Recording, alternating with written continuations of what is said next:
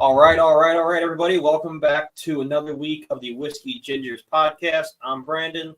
That's Chris. And if you're listening from the northeast of the U.S., you'll notice that we are finally able to be back outside after like 8 or 10 episodes indoors. It's apparently springtime already. I'm cool with it. Except next week, it's probably going to be freezing again. Yeah, I mean, look, the ice caps are melting, polar bears are drowning, but it's warm enough to do the podcast outside. So who can really say it's good or bad? I'm cool with that. Yeah. I'm ready for the warm. I always look forward to the winter, but then I love that we have the seasons and we can get back to like real nice spring weather. Exactly. Because spring and fall are arguably the best seasons of all. Yeah, spring and fall by far. Now, if you're just looking at Chris and I, you would think we're in different climates. It's probably like high 50s here. Chris is just such a hardo. He had to take his sleeves off.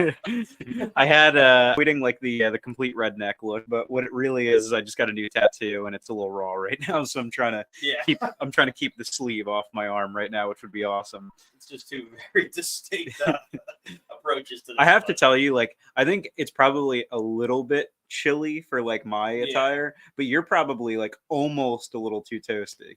Well, so the thing is, I don't have a t-shirt. I can do a t-shirt. I don't know.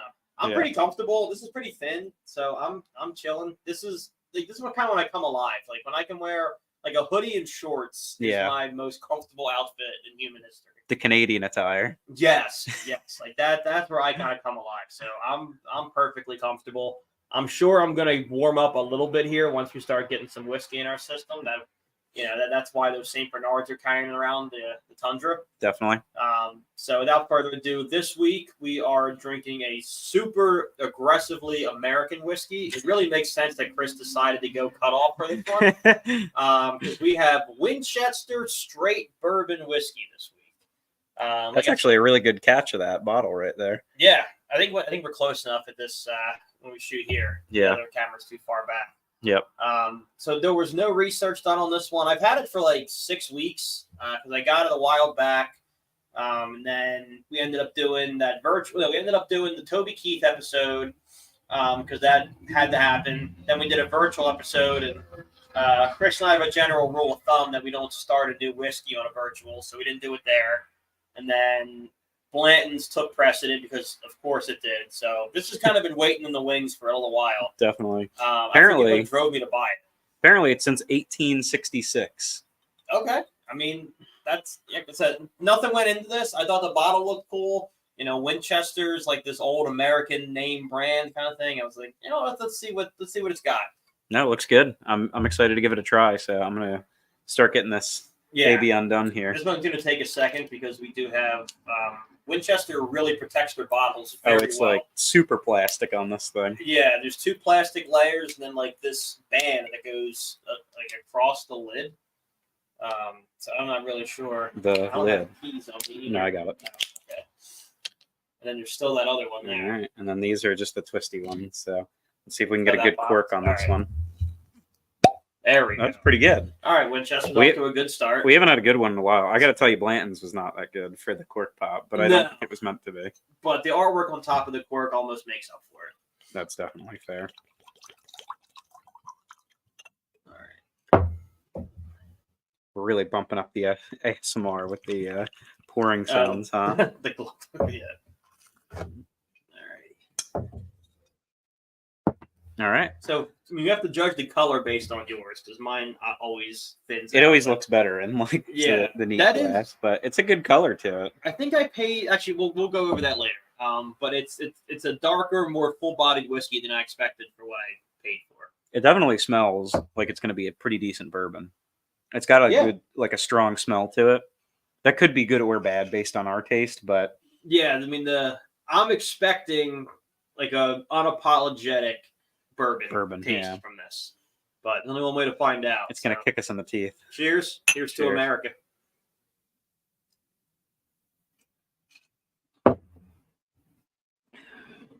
Not as much as I thought it would. No, not as much burn.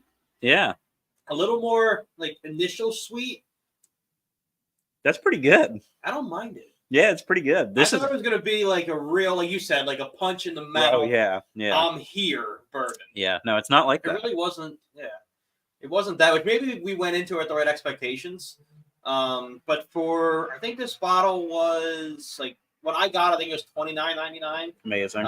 Originally it was $38, but shout out to the good people at Total Wine in Delaware. Mm-hmm. But still, for about a $30 bottle of whiskey, my bar for that is good enough that if someone offered it to me, I'd take it.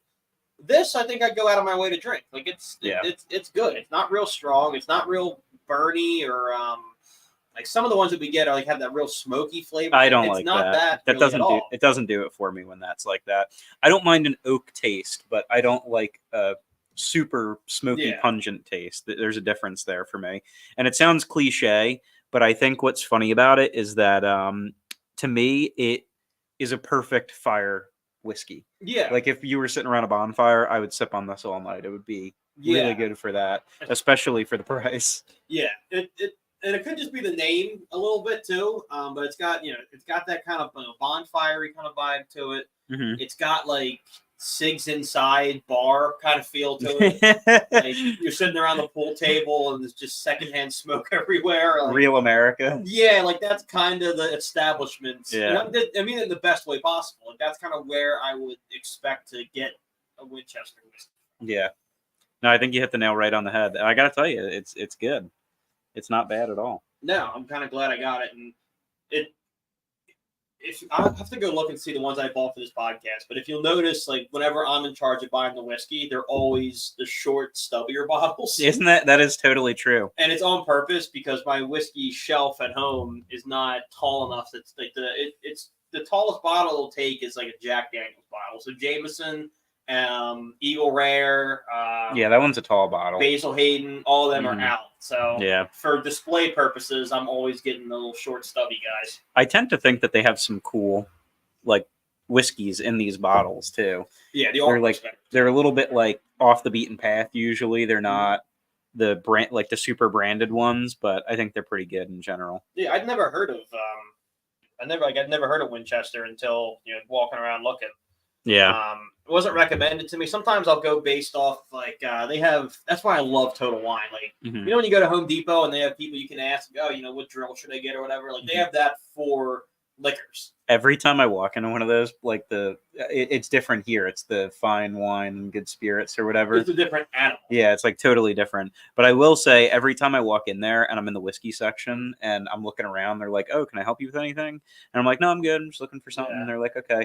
And then like it usually never fails that it comes up that we film this. Yeah. And they're like, "Oh my God, what's your favorite? Like, what's your top 10?" Because like to your point, it's a totally different animal that they're definitely semi-knowledgeable. I wouldn't say they're like over. They at least know what they have in the store. Yeah. Which is helpful. But they don't know like a whole great deal about other whiskeys or like other selections outside of what they have.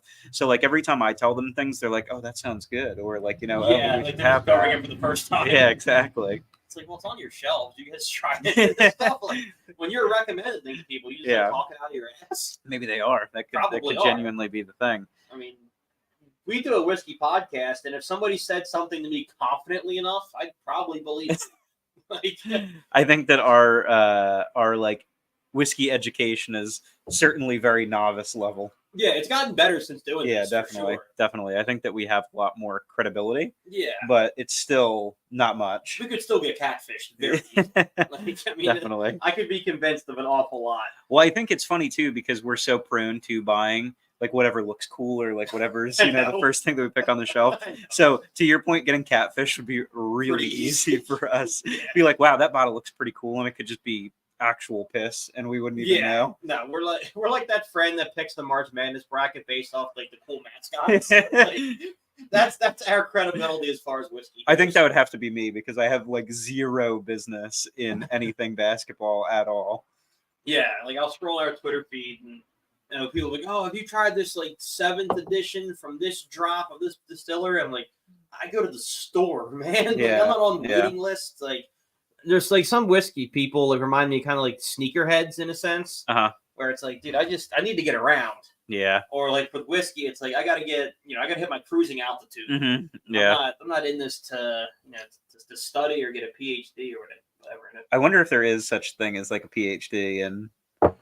I'm sure there's drinks, mixology, maybe. Let me see. I'm gonna look that up. I feel like there might be because mixology is like an in-depth thing. People are people like would laugh if you don't know what you're talking about and you're like, yeah, like, oh, I am a mixologist. People probably think you're like full of shit, where they just like think, oh, you're a bartender, but in reality, those people have to study a lot. Yeah, there's no such thing. Can you imagine, like, with mixed drinks in general, our biggest options of what we can do are like between you and I, highballs. We now know how to make like the Manhattan, and we know how to make old fashions and things like that. But like sour too. The whiskey sour. But like, if anybody came up to me and asked me for something outside of like a vodka cran, I think I'd have a hard time making that for them. Yeah, like if someone asked me for like any kind of like special martini, Cosmo, I couldn't do it. Yeah, I'd hit the bricks. I'd be like, all right, you're on your own. You don't want whiskey? Okay, sorry. We have whiskey or beer. Take your pick. Yeah, those are the only options. I know how to make like 4 whiskey mixed drinks and 0 anything else. Yeah, and 2 of those are neat and rocks, which isn't necessarily a mixed drink. I mean, can throw some ginger ale in there for you if you're feeling fruity. Yeah, really, the sour was like a glorified, on the rocks, and so is an old fashioned, and the Manhattan's not far removed from that either. That was probably the most like in-depth one, if you really want to call it that. Which is very telling for whiskey mixed drinks in general, because most of them aren't like mixed with a lot per se. Look, because whiskey is one of those like liquors that's supposed to stand on its own. That's why vodka is so heavily mixed, because it's meant to be a mixer. Whiskey, a good whiskey that's supposed to be mixed with a lot of stuff. It's very true. Plus, hey, don't sell ourselves short. If you want to smoke the old fashioned, we could do that. I mean, I will light myself on fire again with our bum ass torch, though. Yeah, we got to figure that thing out. The thing is, it looks really cool. It does, but we can't fill it. It's terrifying. Yeah. Every time I tried to fill it up with the liquid gas, whatever the hell is in the lighters, like the butane. Ooh, whenever I try and fill it up with that, it just doesn't do it. I still wish we got to get that ring cam footage. When you nearly lit yourself on fire. I was holding them. What it was like when you used to spray like lighter fluid or like hair spray on your hand and light it on fire. Yeah. Like my hand was on fire, but it was burning the butane, not my skin, thankfully. I'm taking a small another swig of this because ultimately, we still got another 15 minutes. I could probably use one myself. Ultimately, it's yours, and I don't want to. That's fine. Just grab it. So. But there is a good reason, and it's not just because he's trying to show off why Chris decided to go cut off today. There's the tattoo is one thing, but there's some kind of story behind the tattoo that even I don't know. It's not like anything super crazy, but I think it's like a pretty cool story in general. So the tattoo in general is really awesome. It's it's got like more of like a realism design behind it, and the artist is an absolutely amazing artist. And I call him an artist because I think 99% of the tattoo artists in the world are truly artists, but this guy stood out amongst the crowd. I haven't gotten a tattoo in almost 10 years at this point. And it's not that I didn't want to get any more, but I just didn't see anybody that really like drew me to wanting to spend the money on this. So you hadn't used him before? I had never gone to this person before. It was in an area that you're in often. I'll explain why. Okay. So I had seen this guy's work, and to make a very long story short enough that our viewers are going to actually enjoy it, is my wife and I met a couple in Point Pleasant Beach, which is close to where we're both from originally in New Jersey. And we hit it off really well with them. They were very cool. They were going on their honeymoon when we met them, and they went to Portugal. While they were in Portugal, they met a guy named Diogo. And Diogo was an amazing artist, and they got tattooed by him while they were there. He said that one of his dreams, or really his biggest dream, was to come to America and see America and possibly tattoo while he was there. So they helped him arrange an opportunity for him to come to America and tattoo in Point Pleasant Beach at one of the local shops that my wife was able to help coordinate as well. So he's not... Okay, that makes sense. So he's literally from Portugal, just visiting here, and he happened to tattoo me and a handful of other people while he was here. And he does literally amazing work. I mean, I'll throw a shout out. He follows us on Oh, no shit. on our Instagram. Shout out to Diogo. Yeah, so I will I'll throw a shout out to him on our Instagram and YouTube and everything else once this video is done going live. But in general, the guy is absolutely amazing, and it's potentially sparked my wife and I taking a trip to Portugal. Oh, really? So in the near future, we may go, and that would be really awesome. It was never one of those places where I felt like I was naturally drawn to. Yeah. But it begs the question, what are those places? Like, you've traveled a bit to Europe as well. So, like... I've never been to Portugal. I've been to Spain, but never Portugal. Were there any places that were, like, calling to you besides, like, Ireland that you were like, I need to go? Yeah. So, Switzerland was one of them. I desperately wanted to see Switzerland. And the other one, honestly, was Spain, because I felt like I wanted to see the two different cultures. What I didn't expect was when we got over there, I loved Germany a lot. Like, Germany was a really sick country, but I didn't go in thinking that. Yeah. On the plan going in was, you got to see Switzerland, because I wanted to hike the Alps, which was incredible. We went like hang gliding off the Alps. It was awesome. Seems like a whole nother world out there. But that's to your point. Like, the places you're like, I have to go to, you want them to be like another world. Like, I don't know that many people that are like, oh my God, I have to get to London. London's dope. Yeah. It's not unlike here.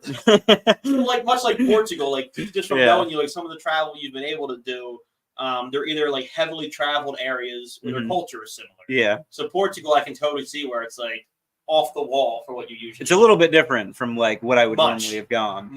Yeah. You'll love it, but much. And I've seen some pictures from Diogo, the tattoo artist, that from like, you know, his area where he lives and like all these different things. It's beautiful. Oh yeah. Like, I'm actually excited to the prospect of going to see that.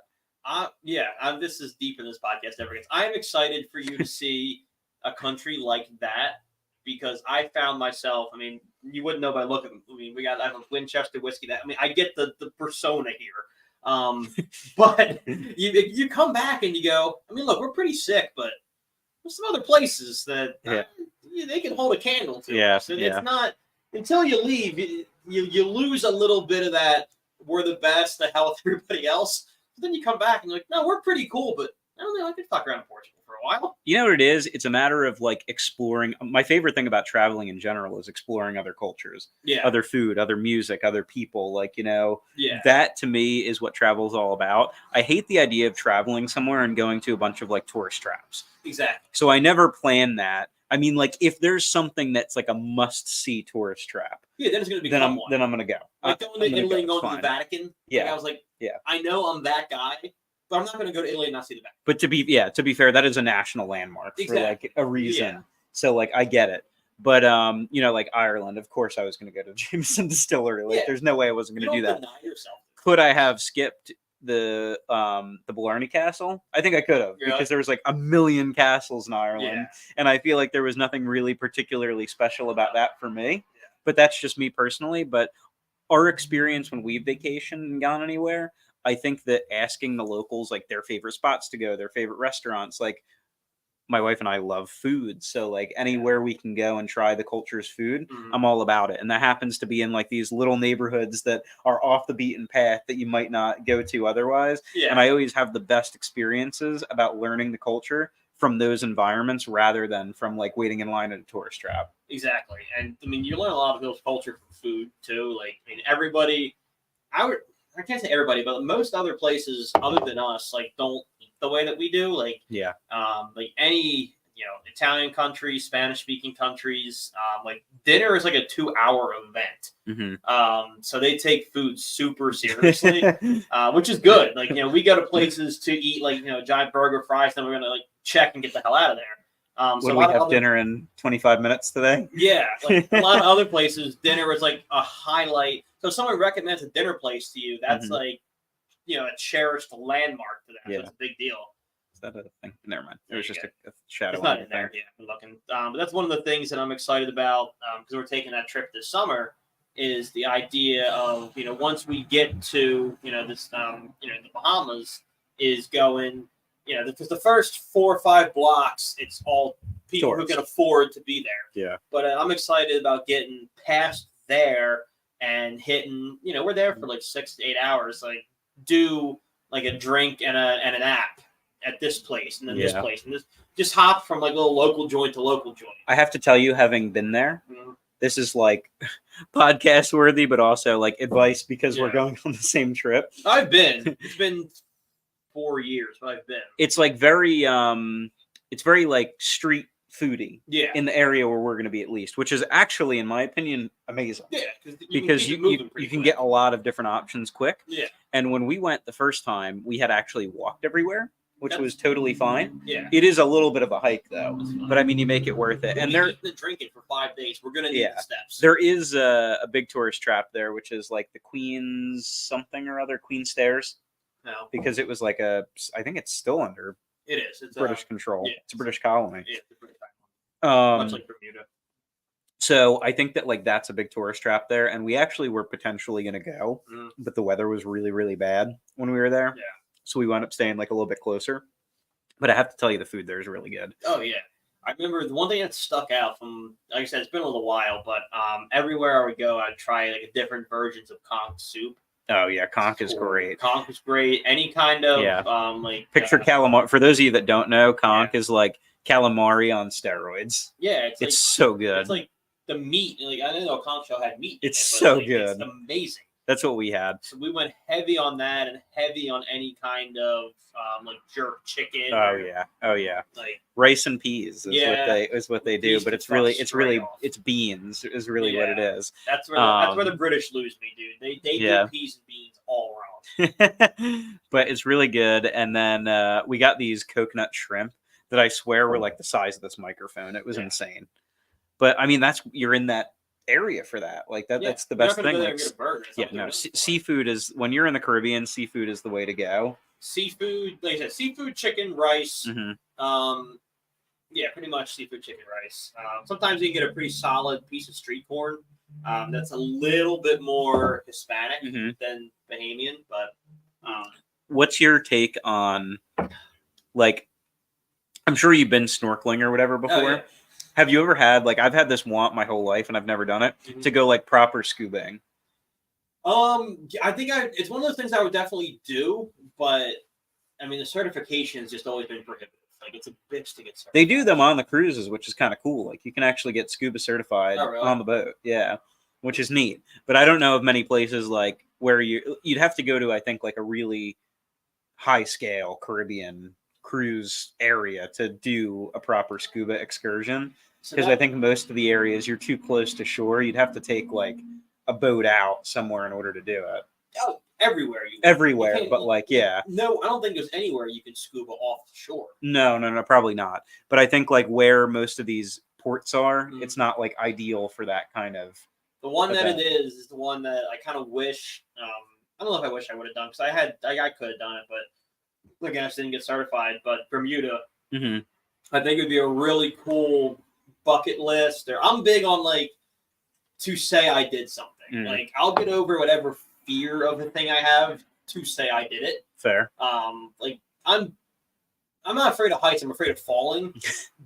Like, I don't like roller coasters, but I don't mind like elevations. Yeah. But my friends were like, "Yo, we're gonna do like, they offer hang gliding off the Alps. Do you want to go?"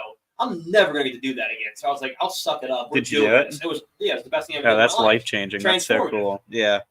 So I think if I could go back to Bermuda, I would want to scuba the Bermuda Triangle. That'd be cool. Like, I guess to say that you did that would be pretty sick. You may never come back. I might not. That doesn't scare me, because it'd be the story would be so cool. Then you'd become legend after that. Exactly. That'd be amazing. Like, we did a glass bottom boat tour, which was pretty neat. Oh, that sounds cool. And you go over a shipwreck, and it was okay. That kind of like gave you the bug a little bit. Yeah. Now I want to go in. Like, now I want to go deeper. I want to go spearfishing. I think that'd be fun. I think that'd be really fun. I would be all in on that. You'd be like Aquaman. That'd be fucking awesome. Except you wouldn't go after the fish. I would. Yeah, you say the word, I would be in. Yeah, that would be really fun. That would be fun. I think like. All right, that's a good topic of conversation. Like, I would do deep sea in any one of these places that we go to. What are like your top things that you'd be? It's like scary to do, but it would be life changing to do. You did parasailing. To me, it's always been, and it probably will always be, skydiving. Yeah, I'm terrified of it, but I think it would be life changing to do it. I see exactly where you're coming from. I don't think I would do it. Yeah, I still think I would do it. Like I completely, cause it's for the same reason. Like that's why I got over parasailing, because I was like, the hell if the views are going to be incredible. Yeah. I know myself. I don't think I would be of the presence of mind to enjoy the views. People who go say it is life changing. I'm sure it is. It just scares the hell out of me, because can you imagine, like, your parachute doesn't open or something? Yeah. I know they have safety implements in place for that. And also, when you're not a licensed skydiver, like whatever you have to go through a certain amount of hours of jumps and whatever in order to do it on your own. Yeah. You're always like in tandem to somebody else. Absolutely. So, which is totally fine by me if I'm like skydiving for the first time I want to be. But like if something goes wrong, there's a lot of opportunities. Like I feel like there's a lot of safety nets in place where it'd be really rare for somebody going commercial skydiving to have a serious accident. Yeah. No, I think you're right. I'm trying to think, like, bucket list things for me to do aren't like necessarily like death-defying activities. Yeah. I think it's more of like seeing the places in the world that are too dangerous for tourists to go. Like, and not like in the sense of like, like places where the embassy would caution you, like, hey, maybe don't go. Like, I've already been to Haiti and I loved it. So I'm like, okay, well, maybe there's more hidden gems out there they tell you not to go to that are scary, but the people you meet there are still great people. Yeah. So stuff like that, I think would be pretty cool to see. Like, I would love to do. One of my friends went camping out in Jordan. Okay. Which, the Middle East, not generally a place you want to go. But he said just seeing, the expanse of desert and having a tent out, like, I'm sure that's wild. Can you imagine the night skies out there? Yeah, like stuff like that. I think I would like to do. I would never do it solo. I probably need 3 or 4 like-minded people to go. All right, like, we're doing this with a plan. Yeah. But that would be cool. Like, I would like to see a lot of Brazil. Brazil's like super corrupt. Yeah. But apparently it's beautiful. Like stuff like that. I'm sure it is. The culture there has got to be insane. Yeah. So that's what it would be, is to see culturally significant places that are not tourist friendly. They're maybe like shied away from with other people. Yeah, no, I think that's fair. I think that's a really interesting way to think about it. I feel like my ideal trip, and I said this in the past, and like I've been to a lot of places that I really wanted to be have gone to, but I think Japan sticks out for me as a place that I'd really like to go.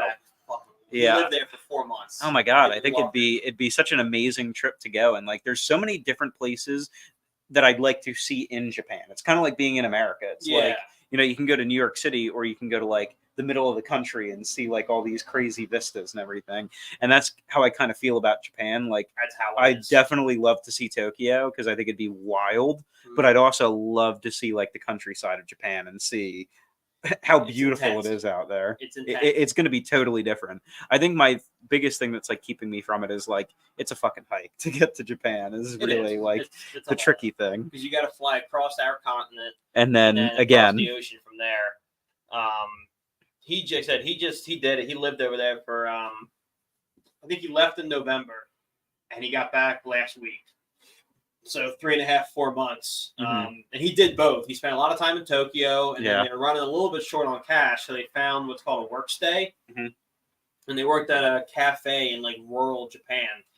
And their room was the floor was like the porch that we shoot on, where there's no subfloor. They had no heat. Like, it was like 30 degrees at night. Like, they were camping, but they lived for free. That's amazing. And he was like, he loved it. He wants to go back. But he was like, dude, the dichotomy of Tokyo, Japan, and rural Japan is jarring. So different, I'm sure. Yeah, like Tokyo, they're living in 2030. Like, they do everything efficiently. The public transportation's great. He said, you go a couple hours outside the city, you're back in like the 60s. And then, like, there's coal heaters, no internet.